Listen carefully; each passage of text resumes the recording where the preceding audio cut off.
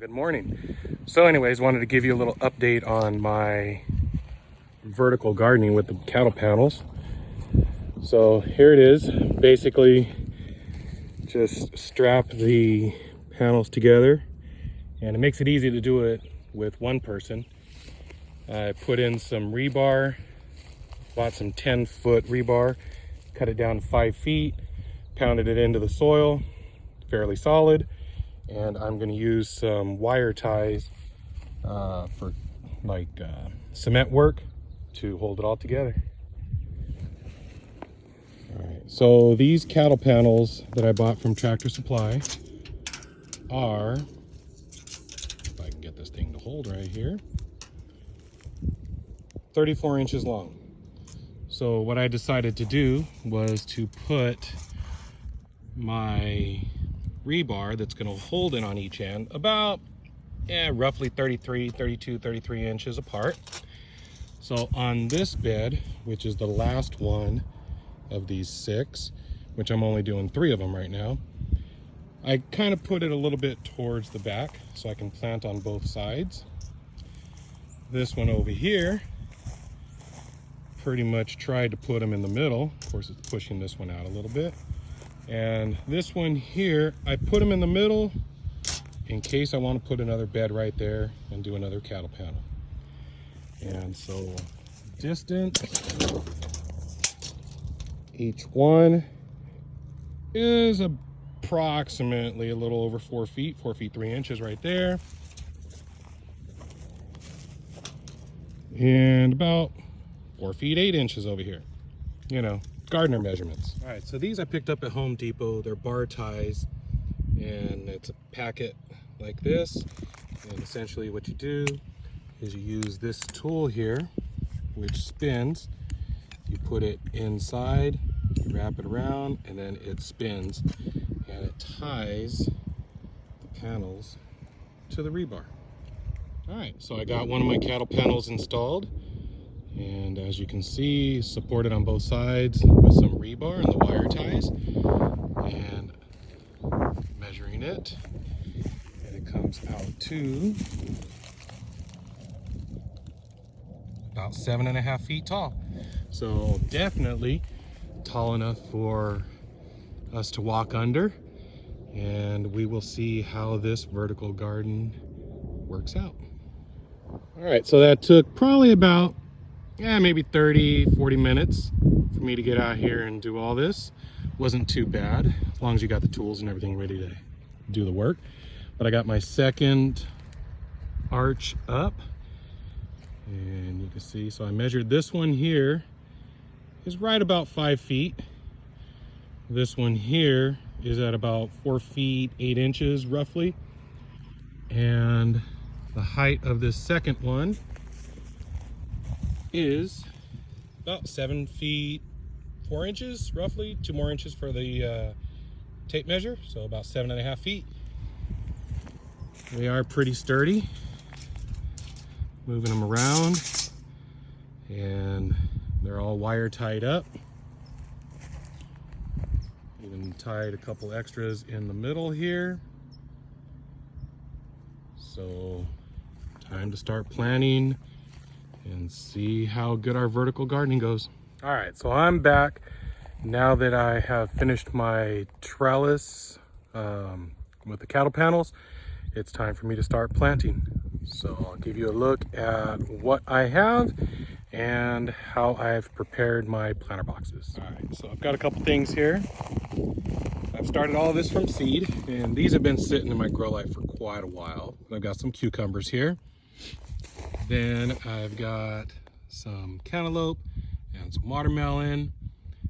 My neighbor gave me some pumpkin, which that thing's been sitting under the grow light too for a while, but it's still hanging in there. And then I've got some sweet potatoes, and these, I actually started the sweet potatoes in soil, and that did a lot better than the sweet potato in water. But another thing that I had is unexpected. I forgot I left some seed packets in here last time I was working on stuff, and well, they started to grow.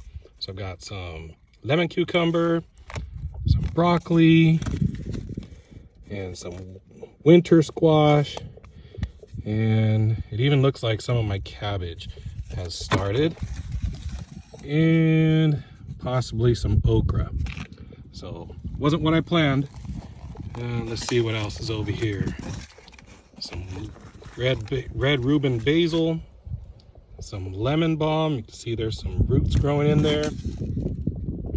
And well, the bok choy doesn't seem like it got wet. So looks like I might as well just take a chance and throw those in the garden, see what happens.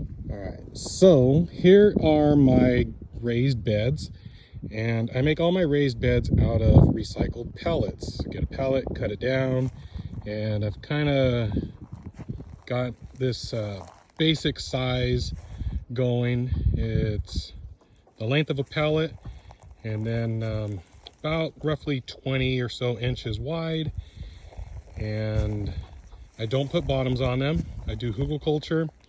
I take some old dry branches, throw them down on the bottom, and then I have a big load of wood chips up there. I take some of those, and then I come back and I will start off with some of the not quite ready horse manure compost, and then I will top it off with some good compost. So I'm going to top off my beds with a little bit more compost. And so here what I do is I get some perlite, and then I've used this, mix it in. It's the Espoma organic bone meal, and it says on the bottom there, provides phosphorus for bulbs and other flowering plants, bigger blooms and roots. And not 100% sure if this is great or not for the things I'm planting today, but I've had pretty good success in my other gardens using this bone meal. Okay, so once I've added in the bone meal and I get ready to mix it, just kind of give it a good mixing. Try to make it all nice and even.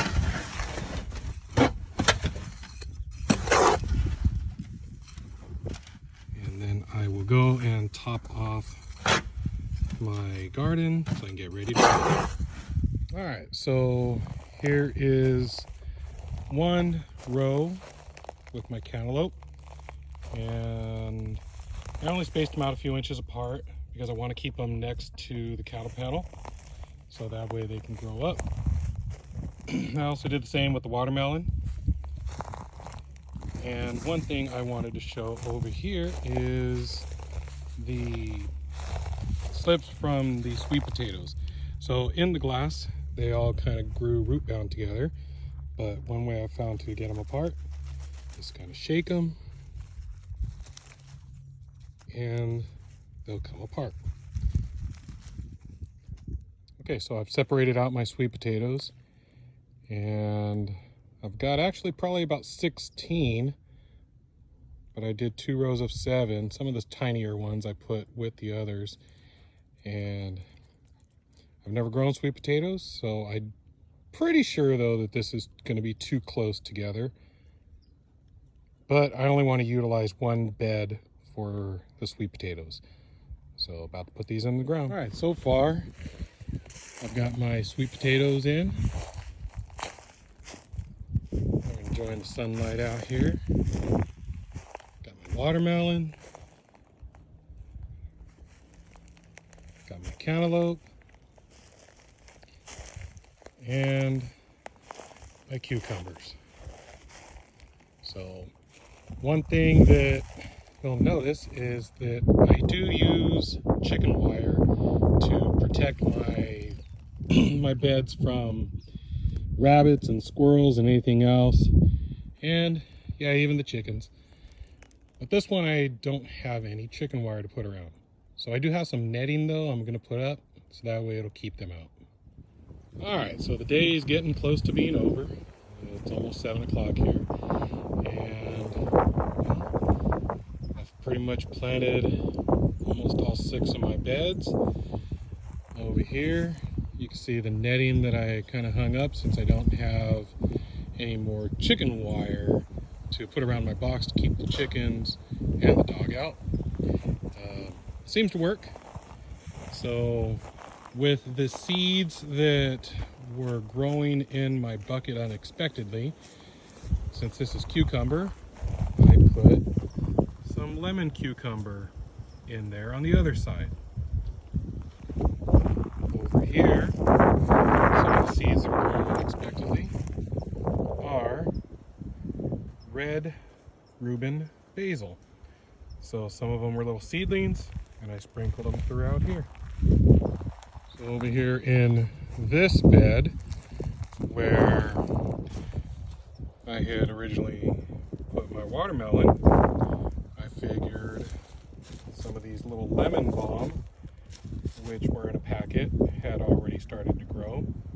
So I figured I'd sprinkle them through here and just make them a companion plant. And over here, see, I have my sweet potatoes covered. Over here, I ended up planting my winter squash since they had already started to seed or to sprout, little seedlings. So I separated them out and put them in there. And then over here, I had a couple okra seeds that had got wet, even though I have some starting inside. I decided to put those down in there. All right, so here is my grow light and my seedlings. And here I have some tomatillo, habanero, sweet pepper, and some eggplant. Then I've got some okra, bok choy, basil, lemon balm, nasturtium, and then these were two of the packets that had got wet and started to grow. So this one here is cabbage, and this one here is all broccoli. And I didn't really use my starter seed soil. I just used some regular stuff that I had out there in the planter box since that's where I was working. And here's my sweet potatoes. And earlier today, I picked some off and got those sitting in water so they can grow some roots.